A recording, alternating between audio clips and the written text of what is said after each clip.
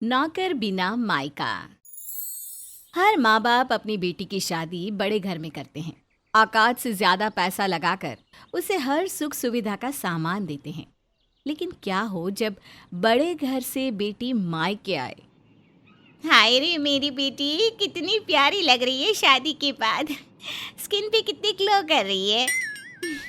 हाँ तो नहीं करेगी क्या? अरे तुम लोगों की तरफ फुकड़ा नहीं है घर मेरा। सुबह सुबह सब ड्राई फ्रूट्स जूस फल ये सब खाते हैं, ना कि बिस्कुट के साथ 10 कप चाय।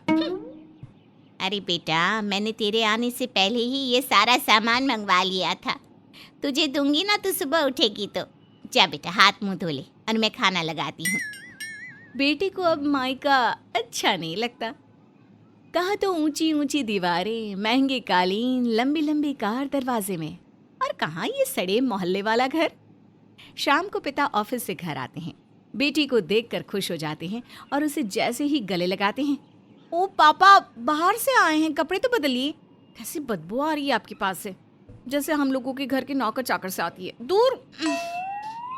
बेटी की बात सुनकर पिता को परेशानी होती है, क्योंकि ये वही बेटी है जो पिता के आने का इंतजार करती थी।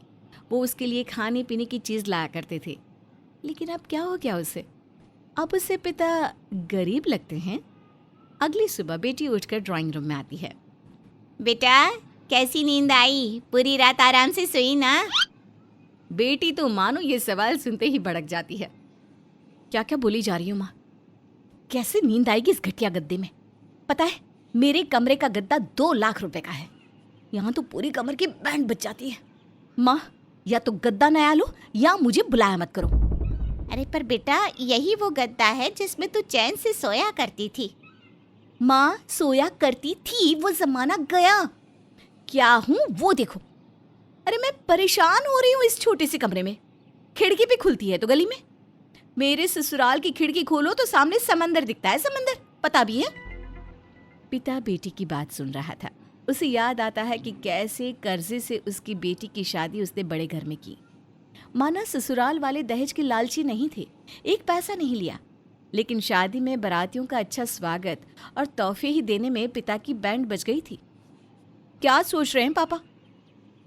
वैसे माँ मैं क्या कह रही थी कि मैं जब जाऊंगी ना वापस ससुराल तो कुछ अच्छा देना मुझे, और मेरे घर वालों के लिए वो चांदनी चौक वाला सामान ना ले आना, समझी? डिज़ाइनर सामान लाना। अच्छा मैं कमरे में जा रही हूँ, नौकर को बोलना वही खाना दे देगा। बेटी चली जाती है। पीछे रह जाते हैं माता पिता, जो ये सोच रहे थे कि उन लोगों से गलती क्या हो गई, किस बात की सज़ा उसकी बेटी उन्हें दे रही है। माँ देखती है कि पिता के आंख में आंसू है तो वो गुस्सा हो जाती है। वो पिता को ऑफिस भेजकर ठान लेती है कि बेटी को सबक सिखा कर रहेगी। माँ कमरे में जाती है, हाथ में पानी की बोतल लेकर, और बेटी के कमरे में बैठ जाती है। अरे क्या हो गया माँ, कहाँ है नौकर? देख सिम्मी, हमारे घर नौकर नहीं है और ये बात नई नहीं है। हमारे घर शुरू से ही नौकर नहीं थे। मैं और तू मिलकर घर का काम करती थी। फिर ये नाटक क्यों कर रही है? ओह मैं तो भूल गई थी, मेरा मायका बिना नौकर वाला है। क्या माँ तू नौकर क्यों नहीं रख लेती? मैं नौकर कब कैसे कहाँ रखूँगी बेटा, ये तो मैं भी नहीं जानती। लेकिन तू एक काम कर, तू अपने ससुराल वापस चली जा। वो क्या है ना, तुझे परेशानी हो रही है ना यहाँ पर। बेटी घबरा जाती है। अरे अब क्या करे, 10 दिन बताकर आई है मायके के लिए, जल्दी चली जाएगी तो लोगों को क्या कहेगी। ऊपर से ससुराल से ननद आई हुई है, उससे बचने के लिए ही तो मायके आई थी। माँ क्या तू भी नाराज हो जाती है?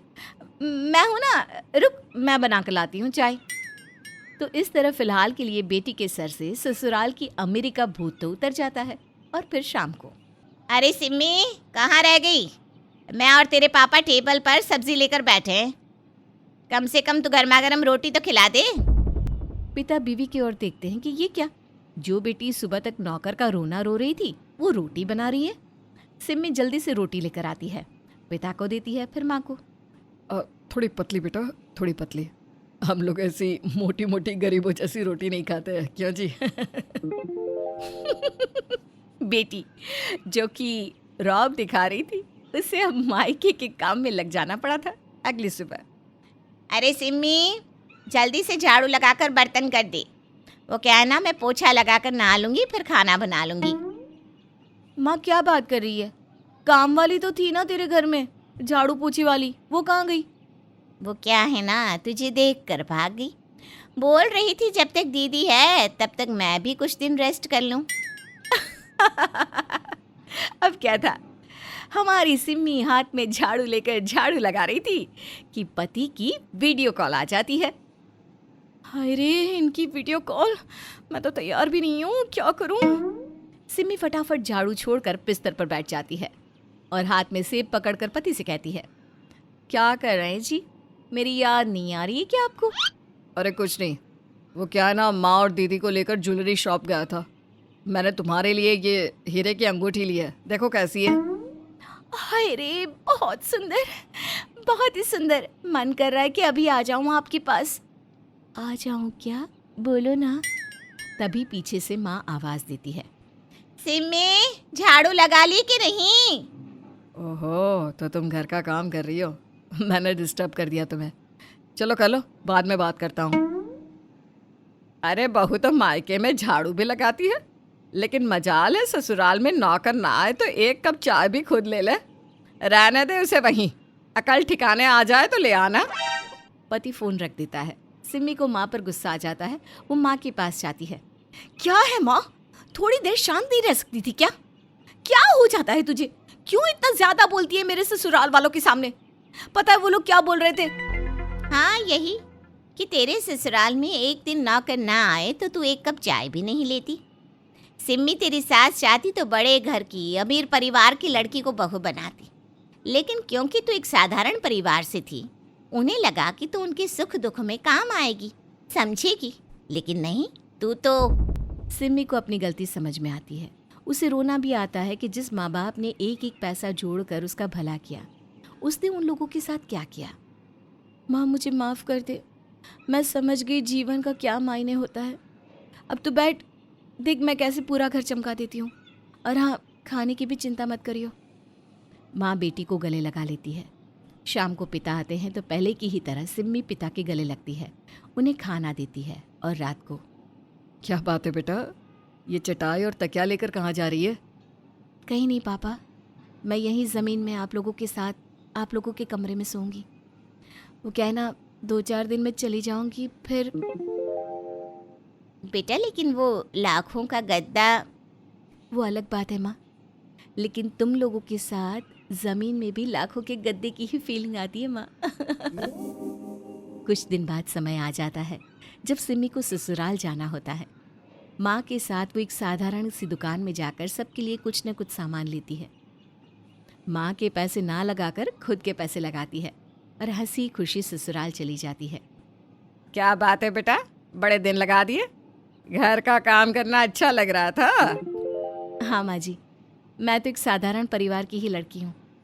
बस शादी के बाद अचानक इतनी चमक धमक देख ली कि दिमाग खराब हो गया था। लेकिन अब सब ठीक है।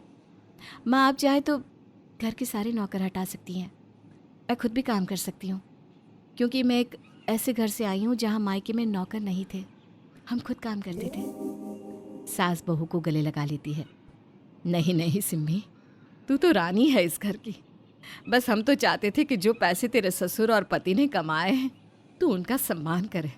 तो सुधर गई, इतना ही बहुत है।